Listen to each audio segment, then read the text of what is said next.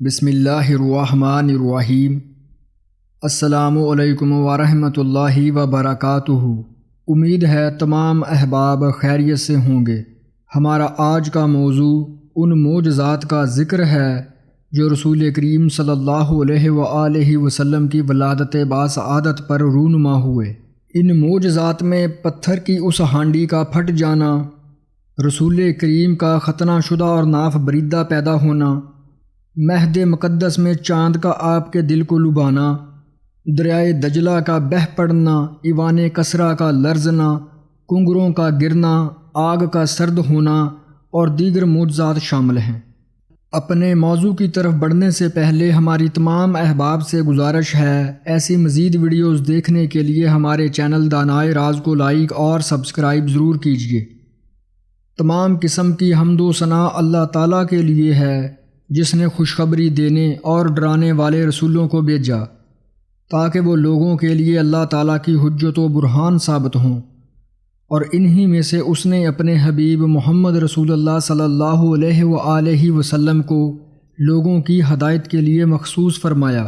آپ پر، جملہ انبیاء پر، آپ کی آل پر، تمام نیکوکار لوگوں پر اس وقت تک درود و سلام ہو جب تک کوئی سائل سوال کرے اور ذاکر ذکر کرے اور غافل لوگ ذکر سے غفلت برتیں، اور آپ پر کثرت سے سلام ہو۔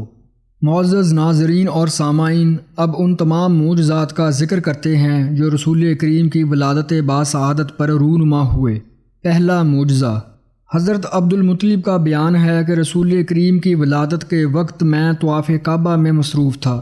جب آدھی رات گزری تو میں نے خانہ کعبہ کو بامقام ابراہیم کی طرف سجدہ اور اللہ اکبر کی آوازیں بلند کرتے دیکھا اور کہتے سنا کہ اب مجھے مشرکوں کی نجاستوں اور زمانہ جہالت کی ناپاکیوں سے پاک و صاف کر دیا گیا ہے۔ پھر اس میں تمام بت جھک گئے۔ میں نے حبل کو دیکھا جو سب سے بڑا بت تھا، تو وہ بھی اوندے منہ ایک پتھر پر پڑا ہوا تھا، اور منادی نے یہ صدا دی کہ حضرت آمنہ کے بطن سے محمد پیدا ہو چکے ہیں۔ اس وقت میں صفا پہاڑ پر چلا گیا۔ صفا پہاڑ کو میں نے پرغوغا دیکھا۔ مجھے ایسا نظر آتا تھا گویا تمام پرندے اور بادل مکہ پر سایہ کرنے آئے ہیں۔ پھر میں حضرت آمنہ کے گھر کی طرف آیا، دروازہ بند تھا۔ میں نے کہا دروازہ کھولو۔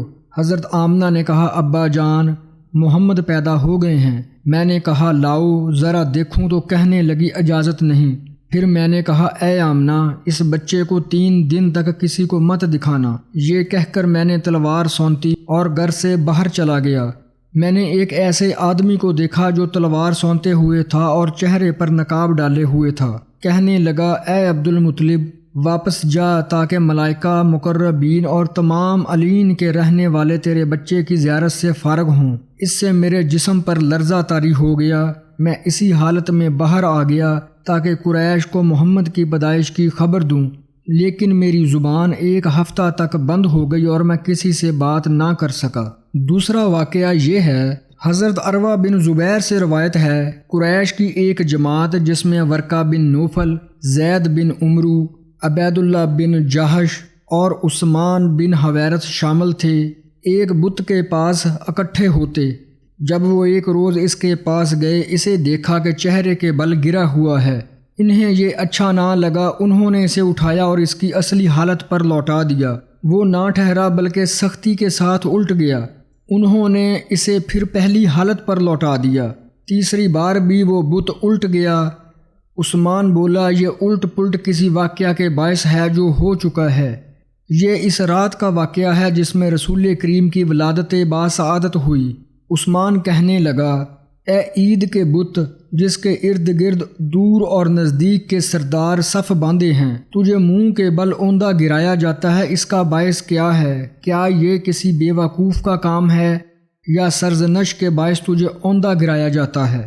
اگر سب کچھ گناہ کے باعث ہے جس کا ہم نے ارتکاب کیا ہے تو ہم اقرار کی طرف لوٹ آتے ہیں اور گناہ سے اعراض کرتے ہیں، اور اگر تو مغلوب ہو چکا ہے اور ذلت کے ساتھ منہ کے بل گرا ہے تو بتوں میں سردار اور رب کی حیثیت کا مالک نہیں۔ راوی کا کہنا ہے کہ انہوں نے بت کو پکڑا اور اس کو اس کے حال کی طرف لوٹا دیا۔ جب وہ کھڑا ہو چکا تو بت کے اندر سے ایک غیبی آواز نے پکار کر یہ اشعار پڑھے، یہ بت ایک ہستی کی پیدائش کے باعث گر پڑا ہے، جس کے نور کے باعث زمین کی شاہراہیں مشرق و مغرب میں روشن ہو گئی۔ اس کی آمد کی وجہ سے سارے بت گر چکے ہیں اور پوری روئے زمین کے بادشاہوں کے دل روب کے باعث کانپنے لگے ہیں۔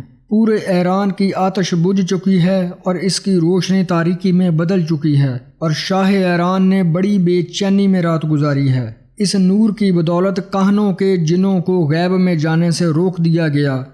اب ان میں سے کوئی خبر دینے والا نہیں، نہ ہی سچی اور نہ ہی جھوٹی۔ اے کسا کا خاندان، اپنی گمراہی سے واپس آ جاؤ، غفلت کی نیند سے جاگو، اسلام اور کشادہ منزل کی طرف آؤ۔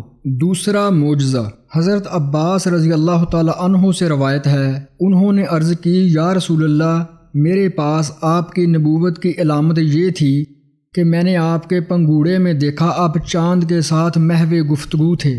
آپ اپنی مبارک انگلی سے اس کی طرف اشارہ کر رہے تھے، آپ جس طرف اشارہ فرماتے چاند ادھر ہی جھک جاتا۔ تو حضور سید عرب و عجم نے فرمایا، میں اس سے مصروف گفتگو ہوتا، وہ مجھ سے باتیں کرتا تھا، وہ مجھے رونے سے روکتا تھا اور میں اس کی آواز بھی سنتا تھا جب وہ عرش کے نیچے سجدہ کرتا تھا اور فرشتے رسول کریم کا جھولا جھلاتے تھے۔ تیسرا معجزہ حضرت ابن عباس رضی اللہ تعالی عنہ سے روایت ہے، انہوں نے فرمایا، زمانہ جاہلیت میں رسم تھی، جب ان کے ہاں رات کو کسی بچہ کی ولادت ہوتی تو اسے برتن کے نیچے رکھ دیتے، صبح ہونے تک اس کو نہ دیکھتے۔ جب رسول کریم کی ولادت باسعادت ہوئی تو انہوں نے آپ کو پتھر کی ہنڈیا کے نیچے رکھ دیا۔ صبح کے وقت جب وہ ہنڈیا کے پاس آئے تو دیکھا کہ وہ 2 حصوں میں پھٹ چکی تھی اور آپ کی نگاہیں آسمان کی طرف اٹھی ہوئی تھی۔ انہیں یہ دیکھ کر تعجب ہوا۔ چوتھا معجزہ حضرت انس بن مالک رضی اللہ تعالی عنہ سے روایت ہے کہ رسول کریم نے فرمایا، میرے رب نے مجھ پر کرم فرمایا کہ مجھے ختنہ شدہ پیدا فرمایا، میرے مقام سطر کو کسی نے نہ دیکھا۔ ایک قول کی رو سے حضرت جبرائیل امین علیہ السلام نے اس وقت رسول کریم کا ختنہ کیا جب آپ کا سینہ مبارک چاک کیا گیا تھا۔ حضرت سیدہ آمنہ رضی اللہ تعالی عنہا نے فرمایا، میرے ہاں آپ کی ولادت باسعادت اس حالت میں ہوئی کہ آپ پاک و صاف تھے، بکری کے بچے کی مانند آلودگیوں کے ساتھ میں نے ان کو نہیں جنا، آپ کے جسم اطہر پر کوئی گندگی نہ تھی۔ آپ زمین پر اس انداز میں تشریف لائے کہ زمین پر آپ صلی اللہ علیہ وآلہ وسلم دونوں ہاتھوں کے بل بیٹھے ہوئے تھے۔ امام ابن جوزی نے روایت کیا ہے، انبیاء کرام علیہ السلام کی ایک جماعت ختنہ شدہ پیدا ہوئی۔ حضرت کعب احبار نے ان کی تعداد 13 لکھی ہے، جبکہ امام ابن جوزی نے ان کی تعداد 14 لکھی ہے۔ دونوں میں سے ہر ایک نے کچھ ایسے نام ذکر کیے جو دوسرے نے ذکر نہیں کیے۔ درجہ ذیل ناموں پر دونوں کا اتفاق ہے۔ حضرت آدم علیہ السلام، حضرت شیث علیہ السلام، حضرت نوح علیہ السلام، حضرت لوط علیہ السلام، حضرت لوط علیہ السلام، حضرت یوسف علیہ السلام، حضرت شعیب علیہ السلام، حضرت موسیٰ علیہ السلام، حضرت سلیمان علیہ السلام، حضرت عیسیٰ علیہ السلام اور نبی اکرم نور مجسم محمد مصطفیٰ صلی اللہ علیہ وآلہ وسلم۔ حضرت کعب نے ان ناموں کا اضافہ فرمایا ہے۔ حضرت ادریس علیہ السلام، حضرت سام علیہ السلام، حضرت یحییٰ علیہ السلام اور ابن حبیب رحمۃ اللہ علیہ نے ان ناموں کا اضافہ فرمایا ہے۔ حضرت ہود علیہ السلام، حضرت صالح علیہ السلام، حضرت ذکریہ علیہ السلام اور حضرت حنظلہ بن صفوان علیہ السلام جو اصحاب الرس کی طرف مابعوث تھے۔ دونوں کے کلاموں سے ان انبیاء کرام علیہ السلام کی تعداد 17 قرار پائی ہے۔ ان میں سب سے پہلے حضرت آدم علیہ السلام تھے اور سب سے آخری حضرت سرور دو عالم محمد مصطفیٰ صلی اللہ علیہ وآلہ وسلم ہیں۔ پانچواں معجزہ حضرت امام سہیلی رحمۃ اللہ علیہ سے روایت ہے کہ ابلیس 4 دفعہ حسرت اور غم کی بدولت چلا اٹھا۔ جس وقت اس پر لعنت کی گئی، جس وقت اس کو اتارا گیا، جس وقت رسول نبی اکرم کی ولادت باسعادت ہوئی اور جس وقت سورۃ فاتحہ نازل کی گئی۔ حضرت اکرمہ سے روایت ہے کہ جب رسول کریم کی ولادت باسعادت ہوئی تو ابلیس کہنے لگا، آج کی رات اس بچے کی ولادت ہوئی ہے جو ہمارا کام بگاڑ دے گا۔ اپنے لشکروں سے کہنے لگا اگر میں اس تک پہنچ گیا تو میں اسے اپنے پنجوں میں دبوچ لوں گا۔ جب وہ رسول کریم کے پاس پہنچا تو اللہ تعالیٰ نے جبرائیل امین علیہ السلام کو بھیج دیا۔ آپ علیہ السلام نے اس کو پاؤں سے ایسی ٹھوکر ماری کہ وہ عدن میں جا گرا۔ حضرت معروف بن حضابوز سے روایت ہے، انہوں نے فرمایا ابلیس 7واں آسمان کو چیر کر آگے نکل جایا کرتا تھا۔ حضرت عیسیٰ علیہ السلام کی ولادت سے 3 آسمانوں سے اس کو روک دیا گیا اور 4 آسمانوں تک پہنچ جایا کرتا تھا۔ جب نبی کریم کی ولادت باسعادت ہوئی تو اسے 7 آسمانوں سے روک دیا گیا۔ چھٹا معجزہ، حضرت حسان بن ثابت رضی اللہ تعالی عنہ سے روایت ہے، انہوں نے فرمایا میری عمر 7 یا 8 سال تھی، جو دیکھتا یا سنتا خوب ذہن نشین رہتا تھا۔ ایک صبح ایک یہودی بلند جگہ پر کھڑا ہو کر چلایا، اے گروہ یہود! یہودی اس کے پاس جمع ہو گئے، میں سن رہا تھا۔ یہودی نے اس سے پوچھا تمہیں کیا ہو گیا ہے؟ اس نے کہا احمد مجتبیٰ کا ستارہ طلوع ہو گیا ہے، اس کے ساتھ ہی ان کی ولادت باسعادت ہو گئی۔ حضرت کعب احبار سے روایت ہے، انہوں نے فرمایا میں نے تورات میں پڑھا ہے اللہ تعالیٰ نے حضرت موسیٰ علیہ السلام کو رسول کریم کی ولادت کے بارے میں بتا دیا تھا۔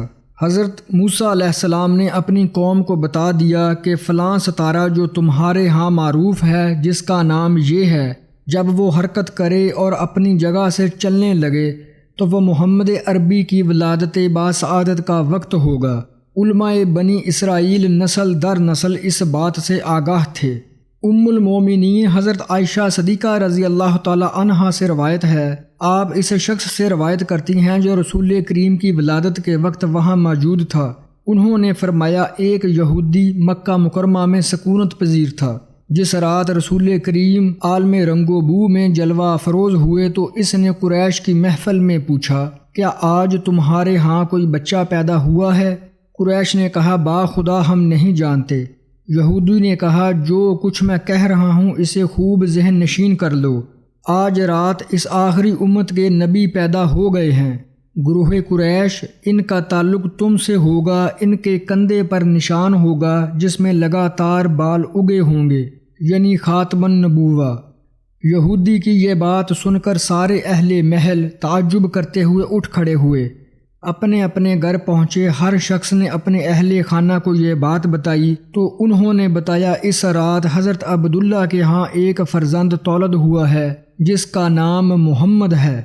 وہ لوگ پھر اس یہودی کے پاس گئے، انہوں نے کہا آج رات جو بچہ پیدا ہوا ہے ہم اسے جان گئے ہیں۔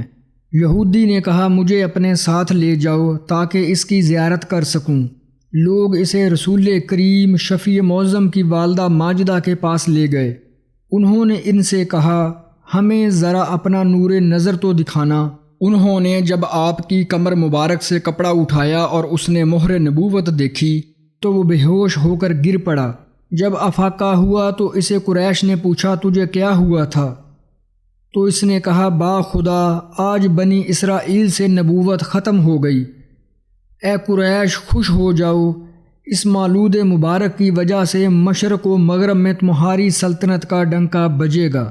ایک اور روایت کے مطابق مکہ مکرمہ میں ایک یہودی رہتا تھا جس کا نام یوسف تھا۔ رسول کریم کی ولادت باسعادت ہوئی، ابھی قریش میں کسی کو اس واقعہ کا علم نہ تھا تو اس یہودی نے کہا اے گروہ قریش تمہاری طرف آج رات اس امت کا نبی پیدا ہو گیا ہے۔ وہ قریش کی محافل میں گھومنے لگا، اسے کچھ علم نہیں ہو رہا تھا حتیٰ کہ وہ حضرت عبد المطلب کی محفل میں آیا۔ یہی سوال کیا، اسے بتایا گیا حضرت عبداللہ بن عبد المطلب کے ہاں بچہ پیدا ہوا ہے۔ تو یہودی نے کہا مجھے تورات کی قسم وہ نبی ہے۔ ایک اور واقعہ یہ ہے، اہل شام میں ایک راہب رہتا تھا جس کا نام امیس تھا۔ اللہ تعالیٰ نے اسے کثیر علم سے نوازا تھا، وہ اپنے گرجا میں ہی رہتا تھا۔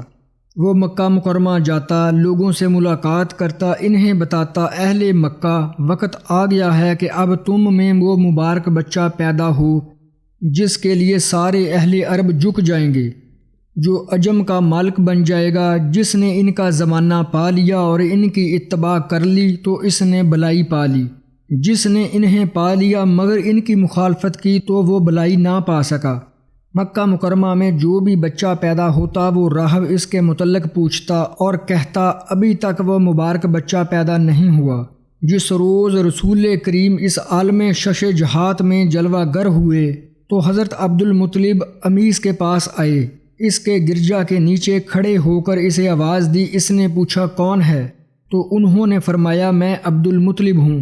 امیس نے کہا تم ہی اس مبارک بچے کے دادا ہو، آج وہ مبارک بچہ پیدا ہو گیا ہے جس کے بارے میں گفتگو کرتا تھا۔ آج رات ان کا ستارہ طلوع ہو گیا ہے، اس کی علامت یہ ہے کہ انہیں درد ہوگا، وہ 3 روز تک دودھ نہیں نوش کر سکیں گے، پھر انہیں صحت نصیب ہوگی۔ اپنی زبان کی حفاظت کرو، جو کچھ میں نے بتایا ہے وہ کسی کو نہیں بتانا۔ اتنا حسد کسی اور کے لیے نہیں کیا جائے گا جتنا ان پر کیا جائے گا، اتنی بغاوت کسی اور سے نہیں کی جائے گی جتنی ان سے کی جائے گی۔ حضرت عبد المطلب نے پوچھا ان کی عمر کتنی ہوگی؟ اس راہب نے کہا اگر ان کی عمر زیادہ طویل بھی ہوئی تو 70 سال سے زائد اس جہان فانی میں نہیں رہیں گے، وہ اس عشرہ کے کسی طاق سال میں وصال کر جائیں گے۔ ان کی امت کے اکثر لوگوں کی عمریں اتنی ہی ہوں گی۔ 7واں معجزہ۔ زید بن عمرو اور ورقہ بن نوفل رضی اللہ تعالی عنہ بیان کرتے ہیں، ابرہہ کے مکہ سے واپس جانے کے بعد وہ دونوں نجاشی کے پاس گئے۔ ان کا کہنا ہے کہ جب ہم اس کے پاس پہنچے تو وہ کہنے لگا اے قریشو، مجھے سچ سچ بتاؤ، کیا تمہارے خاندان میں ایسا ایک شخص پیدا ہوا ہے کہ اس کے باپ نے اس کو ذبح کرنے کا ارادہ کیا، پھر اس پر تیر گمائے جس کے نتیجے میں وہ بچ نکلا اور اس کی طرف سے بہت سے اونٹ ذبح کیے گئے؟ ہم نے جواب دیا ہاں۔ اس نے پوچھا کیا تمہیں علم ہے اس نے کیا کیا؟ ہم نے کہا اس نے ہماری ایک عورت سے شادی کی، اس کو حاملہ چھوڑا اور انتقال کر گیا۔ اس نے پوچھا کیا تمہیں معلوم ہے کہ اس کے ہاں بچے کی ولادت ہوئی یا نہیں؟ حضرت ورقہ نے جواب دیا اے بادشاہ سلامت، میں آپ کو بتاتا ہوں، میں اپنے خاندان کے ایک بت کے قریب ہوا، اس کے اندر سے یہ غیبی آواز میں نے سنی۔ نبی پاک صلی اللہ علیہ وآلہ وسلم پیدا ہوئے، تمام بادشاہ ذلیل ہو گئے، گمراہی دور ہو گئی اور شرک نے پیٹھ پھیر دی۔ اس کے بعد بت اپنے سر کے بل گر پڑا۔ زید بن عمرو بولا اے بادشاہ، میرے پاس بھی ایک خبر ہے۔ میں اسی طرح ایک رات نکلا اور جبل ابو قیس پر آیا، میں نے ایک شخص کو اترتے دیکھا، اس کے 2 سبز پر تھے، وہ جبل ابو قیس پر رکا، مکہ معظمہ کی طرف جھانک کر یوں گویا ہوا شیطان رسوا ہوا، بت باطل ہوئے، امین نبی کی ولادت ہوئی۔ پھر اس نے ایک کپڑے کو پھیلایا جو اس کے پاس تھا، اس کے ساتھ مشرق اور مغرب کی طرف اشارہ کیا۔ میں نے دیکھا کہ اس نے آسمان کے نیچے تمام اشیاء کو ڈھانپ لیا ہے۔ ایک نور بلند ہوا، قریب تھا کہ وہ نور میری نظر کو اچک لیتا۔ جو کچھ میں نے دیکھا اس سے میں خوف زدہ ہو گیا۔ وہ ہاتف اپنے پروں کے ذریعے سے اڑا اور کعبہ کے اوپر آ گرا۔ اس سے ایک نور بلند ہوا جس سے تہامہ منور ہو گیا۔ وہ کہنے لگا زمین پاک ہو گئی، اس پر بہار کا موسم آ گیا۔ اس نے ان بتوں کی طرف اشارہ کیا جو کعبہ کے اوپر تھے، وہ سب کے سب گر پڑے۔ نجاشی نے کہا جو مجھ پر گزری ہے وہ میں تمہیں بتاتا ہوں۔ وہ رات جس کا تم نے ذکر کیا ہے، اس رات میں اپنے قبا کے اندر اپنی خلوت کے وقت سویا ہوا تھا۔ اچانک زمین سے میرے اوپر تک ایک گردن اور سر برآمد ہوئے۔ وہ سر یوں کہہ رہا تھا ہاتھی والوں پر ہلاکت آ گئی۔ ان کو پرندوں کے جمگٹوں نے ٹھکریوں سے بنے ہوئے پتھروں سے اپنا نشانہ بنایا۔ جرم اور زیادتی کا ارتکاب کرنے والا اشرم مارا گیا۔ حرم مکہ کے رہنے والے نبی پاک پیدا ہو گئے۔ جس نے ان کا کہا مانا سعادت مند ہوگا، اور جس نے انکار کیا وہ حق سے تجاوز کرنے والا ہوگا۔ پھر وہ زمین کے اندر چلا گیا، میں نے چلانا شروع کر دیا۔ گفتگو کرنے کی مجھ میں ہمت نہ رہی، میں نے اٹھنے کا ارادہ کیا لیکن کھڑا نہ ہو سکا۔ میرے پاس گھر والے آئے، میں نے ان سے کہا حبیشیوں کو میرے سامنے سے ہٹا دو۔ انہوں نے ان کو ہٹا دیا، پھر اللہ تعالیٰ کے کرم سے میری زبان اور ٹانگیں کام کرنے لگی۔ 8واں معجزہ، حضرت عبد الرحمن بن عوف رضی اللہ تعالیٰ عنہ سے روایت ہے، انہوں نے فرمایا جب رسول کریم کی ولادت باسعادت ہوئی تو ایک غیبی آواز نے جبل ابو قیس اور ہیجون کے اختتام، جہاں سے مکہ مکرمہ کے قبرستان کا آغاز ہوتا ہے، سے پکار کر کہا، میں قسم کھا کر کہتا ہوں کہ لوگوں میں سے کوئی ماں اتنے صاحب شرافت لڑکے کی ماں نہیں بنی، اور نہ ہی بنی نوع انسان میں کسی عورت نے ماں بن کر ایسا بچہ جنا ہے جیسا کہ بنی زہرا کی ایک نیک بخت عورت نے بچہ جنا ہے۔ یہ ماں فخر والی ہے، اسے قبائل کے طعن سے محفوظ رکھا گیا اور بزرگی والی ہے۔ اس کے ہاں کائنات میں سب سے افضل ہستی رسول کریم کی ولادت ہو چکی ہے۔ وہ بچہ کتنا معزز اور وہ ماں کتنی عزت والی ہے۔ اور وہ ہاتف جو جبل ابو قیس پر تھا وہ یوں کہنے لگا، اے بطحہ کے باشندوں، غلطی میں مت پڑو، روشن عقل سے معاملہ کا امتیاز کرو۔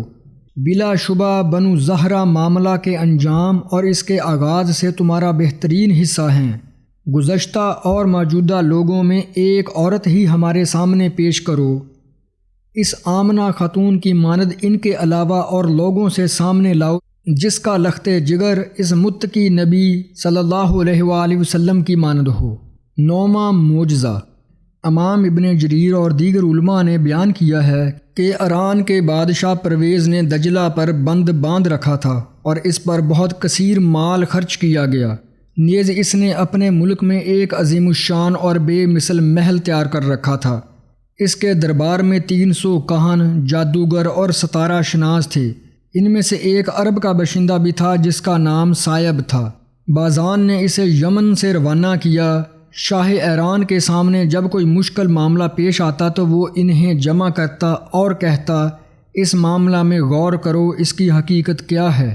جب حضور اکرم نور مجسم کی ولادت باسعادت ہوئی، صبح ہوتے ہی اس نے دیکھا کہ اس کا محل بغیر کسی بوجھ کے شکستہ ہو گیا ہے اور دجلہ کا بند پھٹ گیا ہے۔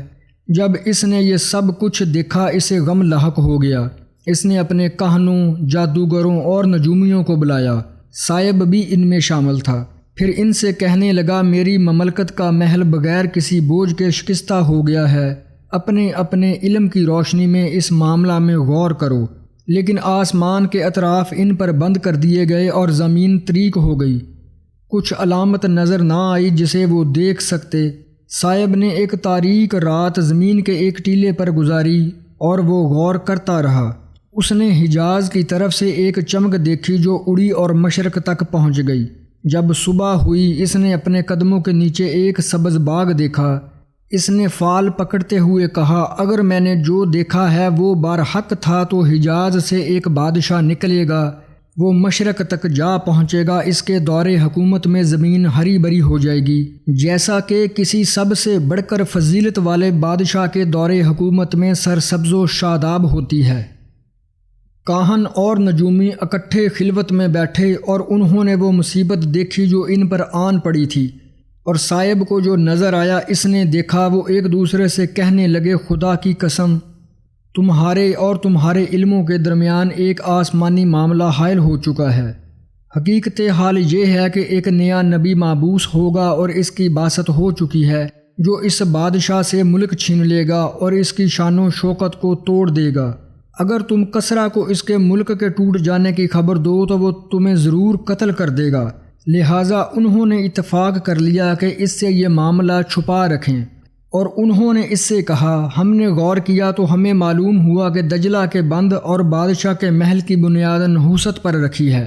جب تک دن رات کی گردش چلتی رہے گی، نحوست اپنے مواقع پر ظاہر ہوتی رہے گی۔ یہ سب کچھ جو اس نحوست پر تعمیر کیا گیا ہے ختم ہو جائے گا۔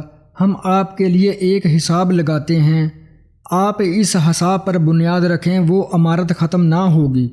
انہوں نے حساب لگایا اور اسے تعمیر کرنے کی فرمائش کی تو دجلہ کا بند 8 ماہ کے عرصہ میں تعمیر ہو گیا۔ اس پر کثیر اخراجات ہوئے یہاں تک کہ اس سے فراغت ہو گئی۔ جب اس سے فارغ ہوئے تو بادشاہ ان سے کہنے لگا کہ اس کی دیوار میں بیٹھ سکتا ہوں؟ انہوں نے کہا ہاں۔ اس نے اپنے فوجی کمانڈروں اور صوبہ داروں کے ہمراہ ایک نشست کا اہتمام کیا۔ وہ اسی حالت میں بیٹھا ہوا تھا کہ دجلہ کا بند پھٹ پڑا اور وہ ساری عمارت نیچے سے نکل گئی۔ بالکل آخری موقع سے وہ وہاں سے جان بچا کر نکل سکا۔ جب لوگوں نے اسے نکالا، اس نے ان کاہنوں، جادوگروں اور نجومیوں کو بلایا اور ان میں سے 100 کے لگ بھگ افراد قتل کر دیے اور ان سے کہا میں نے تمہیں اپنا قرب عطا کیا اور تم پر اپنا مال خرچ کیا، کیا پھر بھی تم نے مجھ سے خیانت کی؟ وہ کہنے لگے اے بادشاہ، ہم سے بھی غلطی ہو گئی جس طرح کہ ہم سے پہلے لوگوں سے غلطی ہوئی۔ انہوں نے پھر حساب لگایا اور تعمیر کا حکم دیا۔ اس نے اسے تعمیر کیا، اس سے فراغت پائی۔ انہوں نے اسے اس پر جلوس کی فرمائش کی، لیکن وہ اس پر بیٹھنے سے خوف زدہ تھا۔ وہ سوار ہوا اور تعمیر کے اوپر چلنے لگا۔ جب وہ ابھی چل ہی رہا تھا کہ وہ بند بھی پھٹ گیا۔ اسے آخری وقت میں بامشکل بچایا گیا۔ اس نے انہیں بلایا اور کہا میں تمہیں قتل کر دوں گا ورنہ تم مجھے سچ سچ بتاؤ۔ اس پر انہوں نے اسے سچ سچ بتایا اور معاملہ کی حقیقت بتائی۔ اس پر وہ کہنے لگا تم پر ہلاکت مسلط ہو، تم نے مجھ کو وہ کیوں نہیں بتایا ورنہ میں بھی اس بارے میں غور و فکر کرتا۔ انہوں نے عرض کی کہ خوف نے ہمیں اس امر سے باز رکھا۔ اس پر اس نے انہیں معاف کر دیا۔ 10واں معجزہ۔ حضرت مخزوم بن حانی سے انہوں نے اپنے والد سے جن کی عمر 150 برس ہو چکی تھی سے روایت کی ہے، انہوں نے کہا کہ جس رات رسول کریم کی ولادت باسعادت ہوئی، کسریٰ کا محل لرزنے لگا اور اس کے 14 کنگرے گر پڑے۔ فارس کی آگ سرد ہو گئی، وہ پچھلے 1000 سال سے کبھی بجھی نہ تھی۔ بحیرہ ساوا کا پانی خشک ہو گیا۔ مبازان نے دیکھا کہ سرکش اونٹ خالص عربی گھوڑوں کی قیادت کر رہے ہیں۔ دجلہ کا بند ٹوٹ گیا اور اس کا پانی ان علاقوں میں پھیل گیا۔ جب صبح ہوئی کسریٰ خوف زدہ تھا، لیکن بناوٹی بہادری کے ساتھ صبر کا اظہار کر رہا تھا۔ پھر اس نے خیال کیا کہ جب اس کا صبر اضطراب میں بدل گیا تو وہ اپنے وزراء اور امراء سے یہ حقیقت مخفی نہ رکھ سکا۔ اس پر اس نے ان کو اکٹھا کیا، سلطنت کا تاج سر پر پہنا، تخت پر بیٹھا اور ان کو بلا بھیجا۔ جب وہ سب اس کے پاس جمع ہو گئے تو وہ کہنے لگا کیا تمہیں علم ہے کہ کیوں تم لوگوں کو میں نے بلا بھیجا ہے؟ وہ جواب میں کہنے لگے ہمیں تو معلوم نہیں، آپ ہی بتائیے۔ وہ اسی حال میں تھے کہ ایران کی آگ کے بجھ جانے کے متعلق خط پہنچ گیا، جس سے اس کے غم میں اضافہ ہوا۔ پھر اس نے اپنے خوف کا سبب بیان کیا۔ مبازان کہنے لگا اللہ تعالیٰ ملک کی اصلاح فرمائے، میں نے ابھی اسی رات ایک خواب دیکھا ہے۔ اس نے اپنا اونٹ والا خواب بیان کیا۔ اس نے پوچھا اے مبازان یہ کیا ہے؟ وہ ان میں سب سے بڑھ کر علم والا تھا۔ اس نے جواب دیا عرب کے کسی طرف ایک واقعہ ہو چکا ہے، کسریٰ نے اس وقت یہ خط لکھوایا، شہنشاہ کسریٰ کی جانب سے نعمان بن منظر کی طرف، اما بعد میری خدمت میں ایسا شخص ارسال کرو جو یہ جانتا ہو کہ میں اس سے کیا پوچھنا چاہتا ہوں۔ تو اس نے عبد المسیح بن عمرو بن حسان بن بکیلہ غسانی کو اس کے پاس روانہ کر دیا۔ جب وہ اس کے پاس پہنچا تو اس نے اس سے سوال کیا کیا تم جانتے ہو جو میں تم سے پوچھنا چاہتا ہوں؟ اس نے جواب دیا بادشاہ سلامت مجھ سے پوچھ لیں یا بادشاہ سلامت بتائیں، اگر مجھے اس کا جواب معلوم ہوا میں بتا دوں گا ورنہ اس شخص کی نشاندہی کروں گا جو یہ جانتا ہوگا۔ راوی کا بیان ہے کہ کسریٰ نے اسے بتایا تو اس نے جواب دیا کہ اس کا جواب میرے ماموں کے پاس ہے جو شام کے مشرقی علاقوں میں رہتا ہے، اس کا نام ستی ہے۔ کسریٰ نے اسے حکم دیا کہ اس کے پاس جاؤ، ان سے پوچھو اور اس کی تعبیر جو اسے معلوم ہے لے کر میرے پاس پہنچو۔ اس کے بعد عبد المسیح اٹھا اور ستی کے پاس پہنچا، جب کہ وہ قریب المرگ تھا۔ اس نے اس کو سلام پیش کیا لیکن اس نے کوئی جواب نہ دیا۔ عبد المسیح یوں کہنے لگا یمن کا سردار کیا بہرا ہو چکا ہے یا اسے سنائی دیتا ہے؟ اس نے چند اشعار بھی پڑھے۔ ستی نے جب اس کا کلام سنا اس نے آنکھ کھولی، پھر یوں کہنے لگا بلند پہاڑ پر رہنے والا عبد المسیح ستی کے پاس آیا ہے۔ باوجود دوری کے اس نے اپنا وعدہ پورا کر دیا۔ بنو ساسان کے بادشاہ نے تجھے بھیجا ہے محل کے لرزنے، آگ کے بجھ جانے کا سبب اور موبزان کے خواب کی تعبیر معلوم کرنے کے لیے ارسال کیا ہے۔ جس نے یہ خواب دیکھا کہ سرکش اونٹ عربی گھوڑوں کی قیادت کر رہا ہے، دریائے دجلہ منقطع ہو گیا ہے اور اس کا پانی ان علاقوں میں پھیل گیا ہے۔ اے عبد المسیح، جب قرآن مجید کی تلاوت کثرت سے کی جائے گی، عصا والا نبی ظاہر ہوگا، سماوا کی پہاڑی بہہ پڑے گی اور ساوا کا بحیرہ خشک ہو جائے گا، تو شام کا ملک ستی کے لیے شام نہ رہے گا۔ ان میں سے کنگروں کی تعداد کے برابر مرد اور عورتیں حکمران ہوں گے۔ ہر آنے والا واپس چلا جائے گا۔ اس کے بعد ستی اسی جگہ مر گیا۔ عبد المسیح کسریٰ کے پاس آیا اور اسے تعبیر بتائی تو اس نے کہا، ہم میں سے 14 بادشاہ گزرنے تک کئی معاملات پیش آئیں گے۔ تو 4 سال کے اندر 10 بادشاہ گزر گئے اور حضرت عثمان غنی رضی اللہ تعالی عنہ کی خلافت تک باقی بھی گزر گئے۔ روایت ہے جب ہارون الرشید نے ایوان کسریٰ کو گرانے کا ارادہ کیا تو اسے یحییٰ بن خالد برمکی نے کہا، اے امیر المومنین، اس عمارت کو نہ گرائیں، یہ اسلام کی نشانی ہے۔ اس رات فارس کے آتش کدہ کی آگ بجھ گئی، حالانکہ اس کو جلانے والے خدام ہمہ وقت وہاں موجود رہتے تھے۔ امام بصیری نے اپنے قصیدہ میں اسی طرف اشارہ کرتے ہوئے لکھا ہے، ایوان کسریٰ پھٹ گیا، اگر آپ کا یہ معجزہ نہ ہوتا تو اس عمارت میں کبھی بھی شگاف پیدا نہ ہوتا۔ مجوسیوں کے سارے گھروں میں آگ بجھ گئی اور آگ کا بجھنا ان کے لیے مصیبت اور تکلیف بن گیا۔